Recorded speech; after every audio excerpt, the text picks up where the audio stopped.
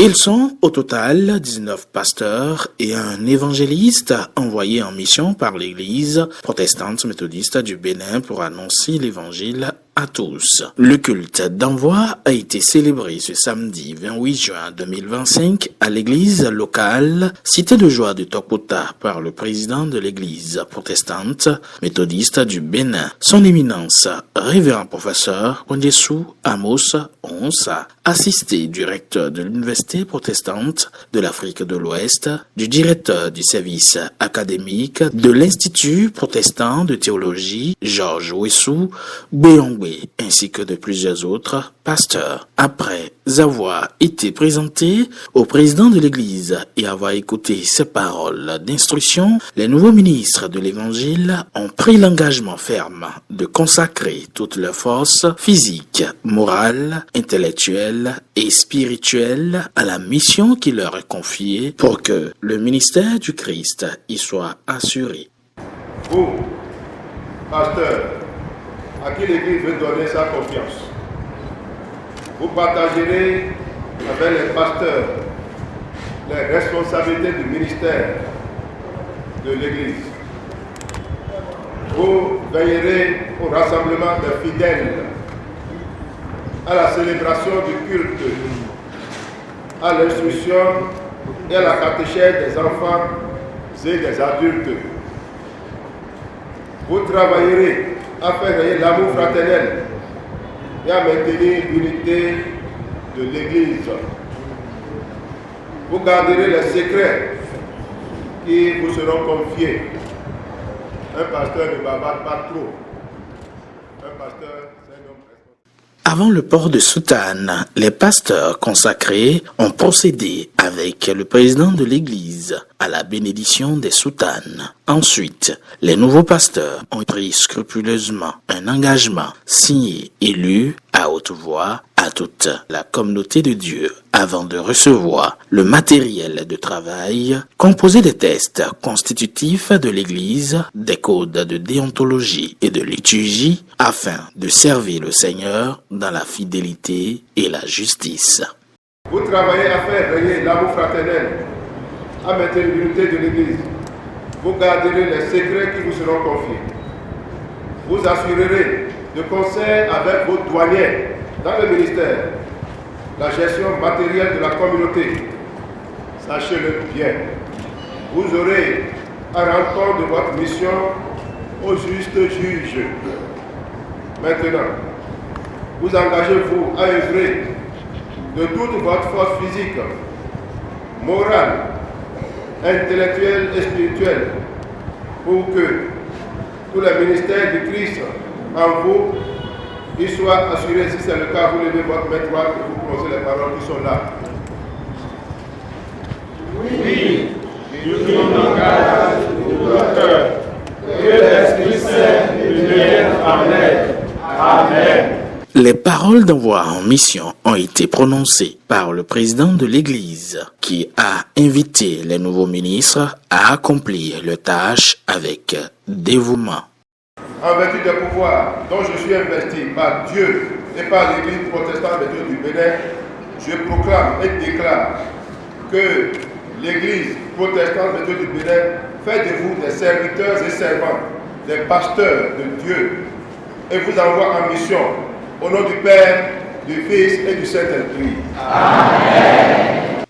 Le révérend Pascal Laon, dans son message intitulé « Jésus nourrit son peuple », tiré de l'Évangile selon Jean au chapitre 6, les versets 5 à 13, a souligné la dimension spirituelle de ce culte d'envoi. Il a rappelé que ces nouveaux ministres deviennent désormais des missionnaires au service du royaume de Dieu. Et il n'est pas superflu de rappeler ici que nous sommes à un culte d'envoi de nouveaux pasteurs. Un culte d'envoi est différent d'une cérémonie de sortie d'enfant. Encore moins d'un culte de remise de diplôme. Au cours d'un culte d'envoi, Ce ne sont plus les hommes qui parlent.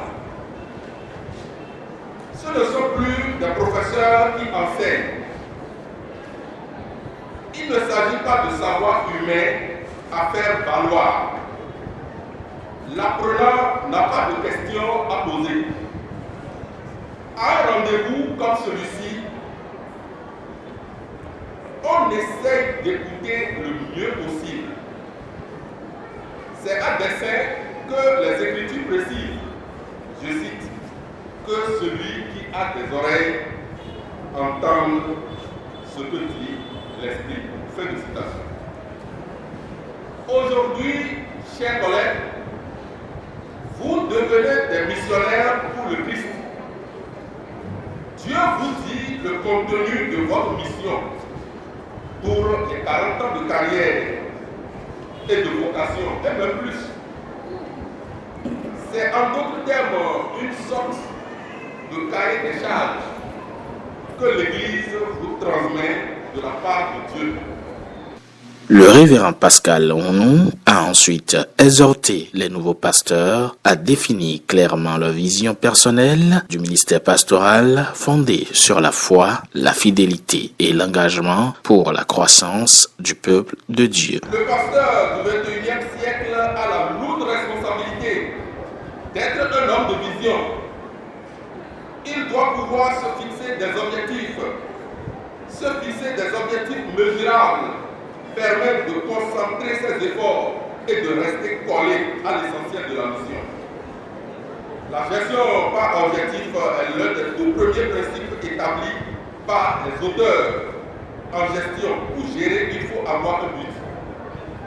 C'est une méthode qui invite les responsables des organisations à se fixer des objectifs mesurables, clairement définis et à évaluer les résultats. Car sans objectif clair, précis et connu, il est impossible de gérer. Il est difficile d'avancer si l'on ne sait pas où l'on va, ce que l'on veut, pourquoi on le veut. Clarifier la mission et ses fondements pourra enlever les hésitations et permettra d'être plus efficace. Diriger, c'est entreprendre, c'est créer, c'est innover en fonction d'objectifs. Ce n'est pas simplement administrer ou gérer passivement une affaire. La présidente de la promotion 2025 des nouveaux pasteurs désormais en mission a pris la parole au nom de ses collègues pour exprimer une vive gratitude à l'Église, à ses dirigeants, à leurs formateurs et à Dieu pour le chemin parcouru, tout en rassurant l'Église sur la détermination de sa promotion à servir loyalement avec foi et abnégation. Président de l'Église, nous ne cesserons jamais de vous remercier pour tout ce que nous avons reçu de vous. Au nom de tous mes camarades, je voudrais très humblement vous remercier pour tout. Puisse le Seigneur, notre Dieu, vous bénir au-delà de vos attentes et vous fortifier. Nous voulons rassurer toute l'Église de notre bonne foi et de notre engagement à servir par tout besoin sera afin de rayonner le nom de notre Seigneur Jésus-Christ vers les territoires les plus hostiles à l'Évangile. Un geste symbolique fort a été posé par les nouveaux ministres qui ont remis un don au président de l'Église ainsi qu'au directeur du service académique en signe de reconnaissance pour leur rôle dans le processus de leur formation. Un geste qui a été chaleureusement apprécié par le président de l'Église. Vous faites votre fierté de par ce discours majestueux qu'elle a prononcé en votre nom pour montrer que vous avez reçu une formation de qualité. Cela nous honore, cela nous rassure. Cela nous honore, cela nous rassure. Et vous montrez à la face du public que vous êtes reconnaissant et reconnaissant que. Je crois que cette photo-là, c'est une image que vous avez immortalisée dans ma vie. Chaque fois que quelqu'un m'écrit chez moi, vous allez voir cette photo. Et c'est la première fois qu'une promotion a pensé à ça. Il faut les applaudir. D'un cœur joyeux, les nouveaux pasteurs ont loué le Seigneur en évoquant les livres bibliques avant de rendre grâce à Dieu.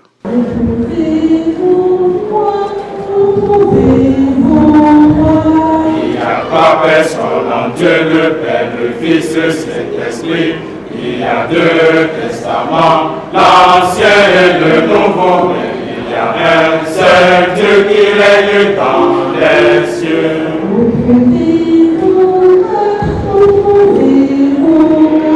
Il y a quatre évangélistes, Matthieu, Marc, Luc et Jean. Il y a trois personnes en Dieu, le Père, le Fils, le Saint-Esprit. Il y a deux testaments, l'Ancien et le Nouveau, mais il y a un seul Dieu qui règne dans les cieux.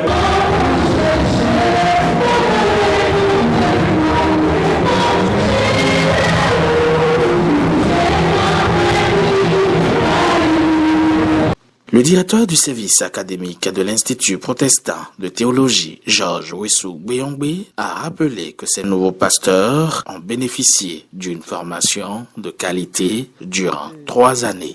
3 ans de formation théologique, de formation pastorale. Ce n'est pas amusant. Ils ont été formés par des docteurs qui enseignent à l'UPAO et qui enseignent aussi à l'université d'Agboumé-Calavi.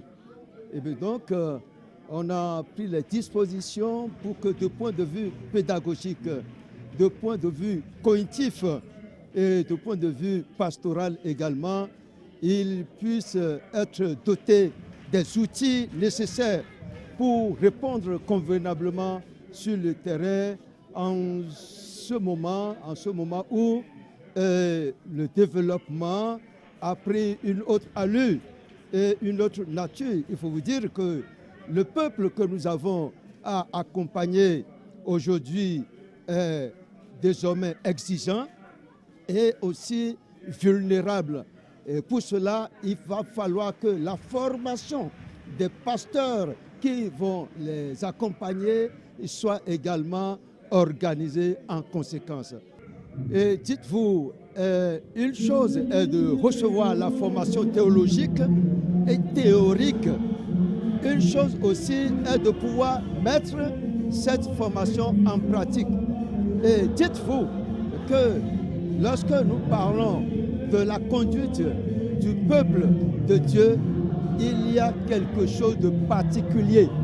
Il y a quelque chose de particulier parce que c'est le Saint-Esprit qui sait de quoi le peuple de Dieu a besoin.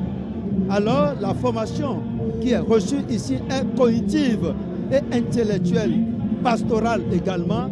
Alors lorsqu'ils seront sur le terrain, ils sont appelés à se soumettre, n'est-ce pas, au Saint-Esprit, afin de l'Esprit de Dieu et leur guide et leur conseiller. Certains nouveaux pasteurs, désormais ministres de l'Évangile, ont partagé leurs impressions à l'issue de cette célébration.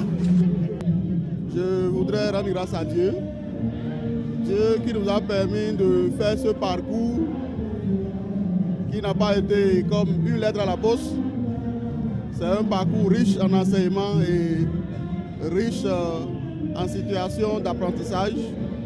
Nous sortons de cette formation plus aguerris et prêts à affronter le ministère pastoral dans le BMB.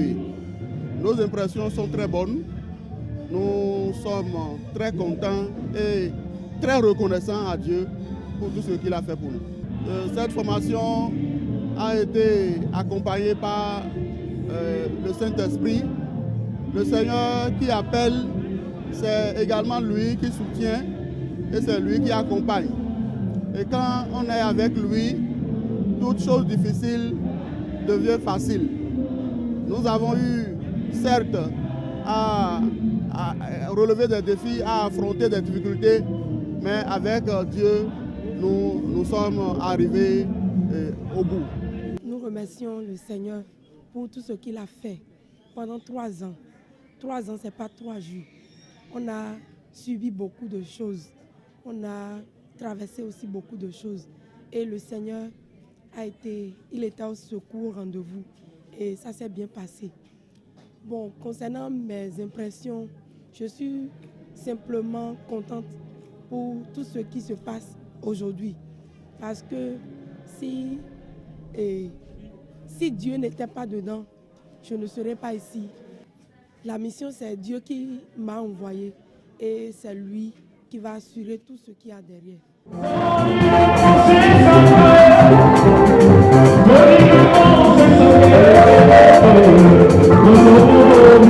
Nous